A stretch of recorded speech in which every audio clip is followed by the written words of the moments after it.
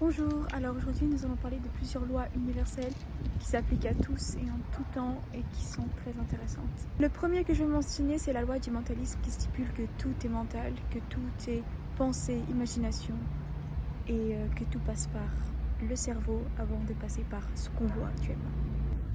Il y a ensuite une autre loi qui est la loi de la correspondance qui stipule qu'il y a une harmonie entre les choses. Il y a la citation en haut comme en bas et en bas comme en haut.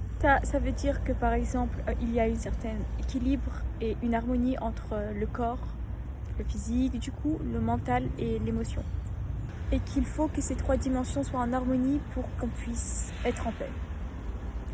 Et donc plus il y a de correspondance, plus on est en harmonie avec nous-mêmes. C'est vrai que plus on fait attention à nous, plus on fait attention à notre physique, plus on se sent bien. Et plus on se sent bien, plus on fait attention à notre physique, plus on est positif. Donc tout est relié. Il y a ensuite la loi de la vibration qui stipule que tout vibre en permanence et que notre cerveau rend les choses solides, mais qu'en vrai, tout vibre en fait. Tout vibre, même ce qu'on voit d'inerte.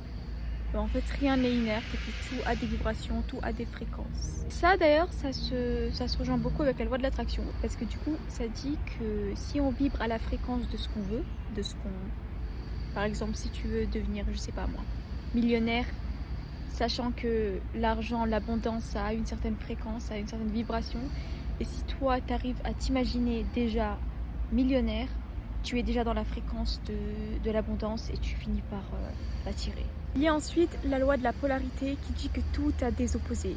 Le chaud, le froid, le bien, le mal. Sauf que dans cette loi, les opposés en fait, c'est pas vraiment des opposés. C'est des choses de la même nature à différents degrés.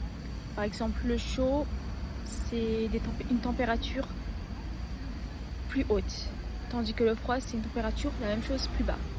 Et ça en va de même avec le bien, le mal et tout ça. Le bien, c'est quand on fait des bonnes actions beaucoup. Et le mal, c'est quand on en fait vraiment pas beaucoup. Vous voyez, donc c'est un peu ce délire-là qui dit que par exemple, la loi de la polarité, c'est juste des choses de la même nature mais à différents degrés, comme le bien, le mal, le chaud, le froid, l'amour et la haine, voilà. Toutes ces choses-là qui sont de la même nature mais qui sont ressenties d'une intensité différente. Il y a ensuite la loi de cause à effet. Donc ça stipule que tout effet a sa cause et que toute cause a son effet. Si je jette une balle, elle atterrit par terre.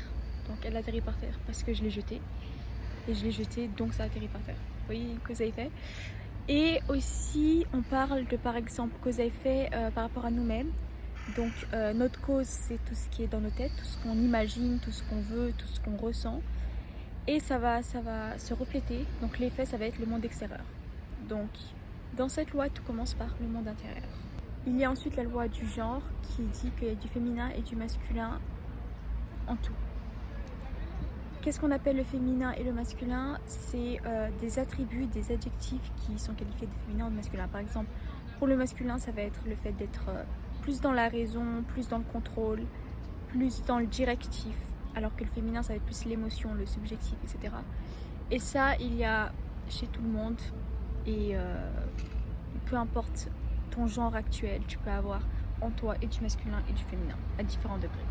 Ce qu'on apprend de toutes ces lois, c'est que tout commence par le mental, tout commence par l'intérieur.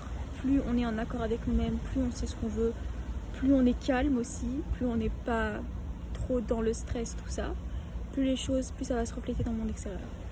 Donc c'est assez intéressant parce que une loi, c'est quelque chose qui existe. Vous voyez, c'est une chose qui n'a pas besoin d'être prouvée ou alors qui a déjà été prouvée en quelque sorte. Donc c'est la réalité en fait. Et nous, ce qu'on doit faire, c'est contrôler notre monde intérieur pour que ça puisse se refléter positivement dans le monde extérieur. Voilà, c'est déjà la fin de cette vidéo. Merci d'avoir regardé. J'espère que ça vous a plu. Et voilà, à bientôt.